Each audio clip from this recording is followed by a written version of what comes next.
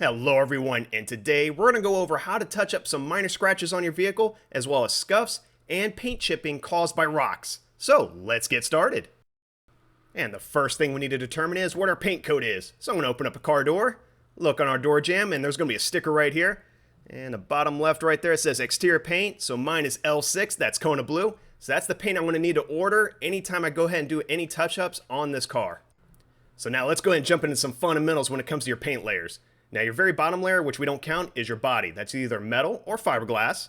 Then you have your next layer, which is primer. That's usually between 8 to 40 micrometers or microns thick. And then we have our base coat. This is the color of your car, and that's usually between 10 to 50 microns thick. And then your last coat, and this is actually our most important coat, this is our clear coat, and it's 35 to 100 microns thick. It's very important that you know these layers because this is going to determine what kind of scratch you have. And we're going to start with the easiest scratch first. So in the rear of my vehicle, let me go ahead and zoom in. I want to show you where a scratch is. So right here, let me use my finger to help focus the camera in. There we go. So we have a nice little about 2-inch scratch going along the back of my vehicle. It looks like someone may have rubbed up against it in a parking lot somewhere. But I want to take some rubbing alcohol and go ahead and spread it over the scratch. And as you can see, it disappeared. That's a great sign. That means this is a clear coat scratch. It only scratched the top layer, and basically the alcohol filled it in. And then as the alcohol evaporated, the scratch came back. But the good news is this type of damage is very easy to address, and I'll show you how. So I'm going to go ahead and grab some rubbing compound or Meguiar's Ultimate Compound. Then I'm going to go ahead and grab an applicator pad, but you can use a microfiber cloth as well if you'd like. And then I'm going to go ahead and zoom back in, see if I can use my finger to help focus my camera. There we go. And I'm going to apply a nice hefty amount to this scratch. I'm going to go in a circular motion. And we're going to do this just for a few minutes until the scratch is gone. Almost done. There we go. And I'll go and bring the camera back just a little bit. And then we'll take a clean microfiber cloth and just go ahead and wipe this away. And let me go ahead and get out of the way. That way you can check out this beautiful reflection. Look at this. This looks beautiful. And I'll wipe away any excess rubbing compound, as well as bump my camera. Let's go ahead and zoom in. Let's take a look at this scratch. And I'll use my finger to focus it in a little bit. And look at that. That scratch virtually vanished. So I actually like how this turned out. If you want, you can actually buff this out some more until it's completely gone. But I'm actually happy with this result. So let's go and pick up the camera and I'll show you from all angles. You really have to get really into it just to find that scratch. But just looking at it from these angles, this looks awesome. So let's go ahead and move on to the next item. And next to our trunk, we do have some light scuffing. So right here on the edges, we're going to see if we can address these areas. So I'm going to take some rubbing alcohol and a microfiber cloth, and I want to go ahead and wipe these away just to show you this is not dirt, as well as you can see these scuffs slightly lightening away anytime we get it wet. So you can tell this is only clear coat deep, which is a great sign. And all we have to do is repeat our same steps from earlier. So I'm going to take some rubbing compound and our applicator pad, and we're just going to go ahead and make circular motions just for a few minutes. And now we'll go ahead and grab our microfiber cloth and go ahead and wipe away all this rubbing compound, and we should start seeing a beautiful shine. And once in a while I do fold over the microfiber cloth just to make sure I have a clean surface.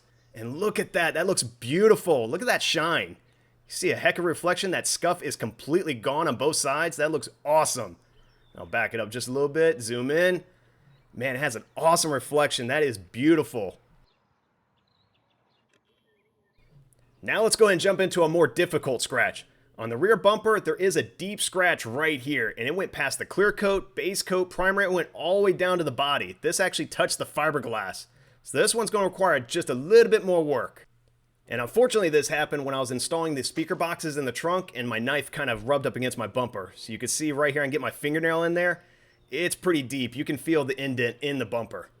And we'll go ahead and zoom out, and we'll grab some rubbing alcohol, and we're going to go ahead and clean this scratch area up. We want to make sure there's no dirt embedded in the scratch, so we'll go ahead and clean it up with just alcohol and a microfiber cloth. And then we need to go ahead and prep the area, so I'm going to grab some 1500 grit sandpaper, an eraser block, I know, weird item to grab, and then some soapy water, because we're going to be wet sanding this whole time. And I'm going to go ahead and take just a little bit of that 1500 grit sandpaper, wrap it around the eraser block. That way it gives us a nice uniform sanding area. And then we'll go ahead and wet the sandpaper as well as the scratch. And I just want to go ahead and lightly sand the scratched area. The whole idea is I want to scuff it up a little bit. That way it has a surface for the paint to adhere to. And it looks like that's nice and smooth, so that's a good sign. And then we'll go ahead and wipe it away. And we're going to clean this surface one more time. So I'm going to grab our alcohol and our microfiber cloth, and we're going to go ahead and just remove any soapy water we left behind. And this step is completely optional, but I'm going to grab some painter's tape, and I'm going to tape off the scratched area.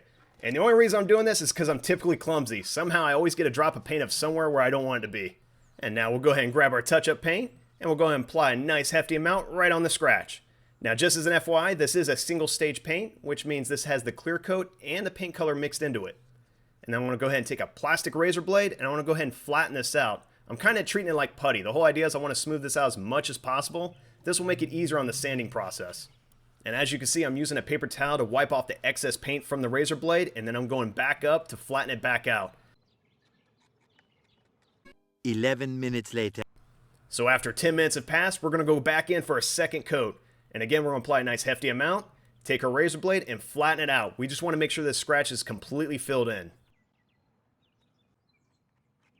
And now that we're done painting, I don't think we need this anymore. Let's go and remove all that painter's tape. 1 hour later.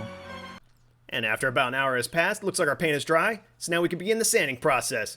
So I'm going to grab that same 1500 grit sandpaper, some soapy water, and that eraser block, and we're going to go ahead and smooth out the touch-up paint. And we want to get this as flat as possible. So after a few minutes of sanding, I can feel the sandpaper gliding across the surface. That means we removed all the high spots. Now we can go ahead and move on to our 2000 grit sandpaper and smooth this area out even more. So we're going to repeat our same process, use some soapy water and wet sand this area, but we're going to expand out just a little bit. And our whole goal here is to make these sandpaper marks smaller and smaller. So by going to higher grit, you're getting rid of all these little sanding marks. So now I'll go ahead and grab my 3000 grit sandpaper and repeat this one last time. So we'll go ahead and soak down the sandpaper and the surface area and go ahead and expand our area out just a little bit more. And then we'll go ahead and wipe away our soapy water with our microfiber cloth. And it's already seeing massive improvement. This is awesome. So when we bring our camera in, now you can see a little bit of dullness in this area. That's expected. By using all that sandpaper, you're going to see all of our shine disappear. So you see a little bit of like flat white in that one little area. But that's easily corrected using our rubbing compound and our applicator pad. And we'll just go ahead and do circular motions. And this should restore everything back to its original shine. So now let's go ahead and grab our microfiber cloth and we'll go ahead and wipe all this away and see how it looks. And already we're seeing this beautiful shine come through. This looks beautiful. This looks immaculate. So let me pick up the camera, that way we can get a closer look, because it's always best to see it at all angles. And looking at this area, it looks really good. It's very hard to tell there was any touch-up paint there. And that looks really nice. I love how it's actually coming out. It's very hard to see. You can barely see it there, but it's very, very difficult. But I'll zoom it in, that way I'm not trying to deceive you. So right there, you can see where we touched it up. It's not perfect, but it's definitely a massive improvement, and it's definitely great from 3 feet away.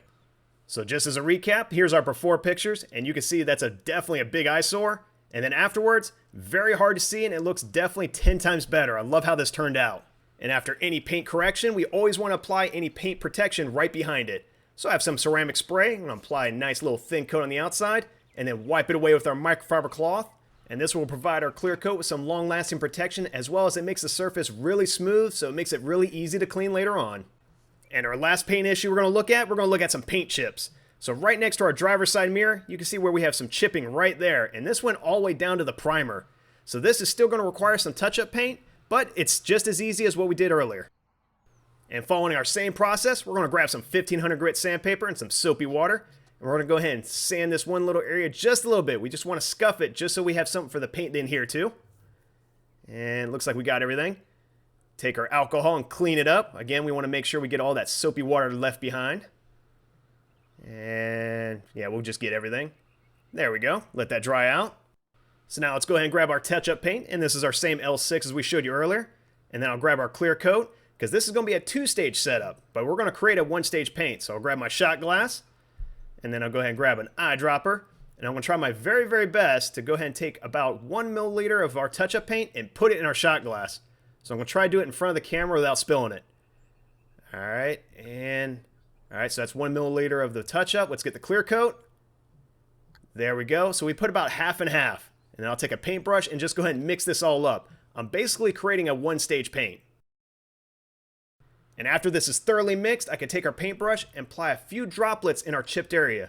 And I'm applying just a hefty amount so it sits above, or it's raised above, the OEM clear coat.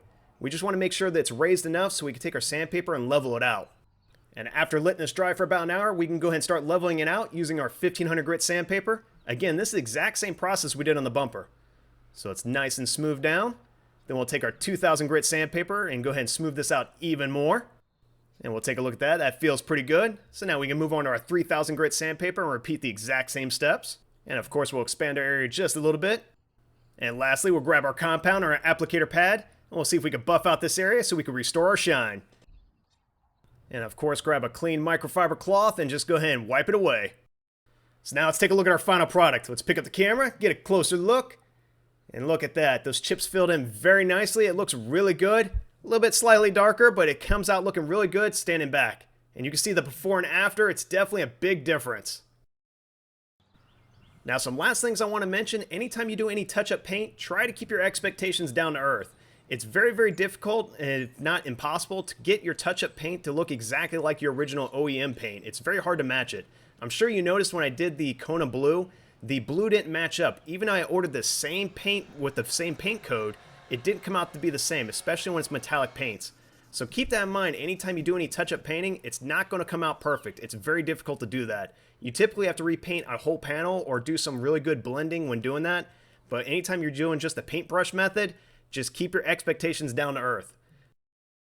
And the very last bit of information I just want to share with you, I have this coating thickness meter, and I went ahead and took some measurements before I went ahead and sanded down this one area. Using that same methods we did earlier with 1500 grit, 2000 grit, and 3000 grit, I was just curious how much coating it took off. So after it was all said and done, I did the measurements again, and we got about a 12 micron difference. So after all that sanding, we didn't really take off that much clear coating. So I thought that'd be something interesting to share with you. Well, if you found this video helpful, please like and subscribe.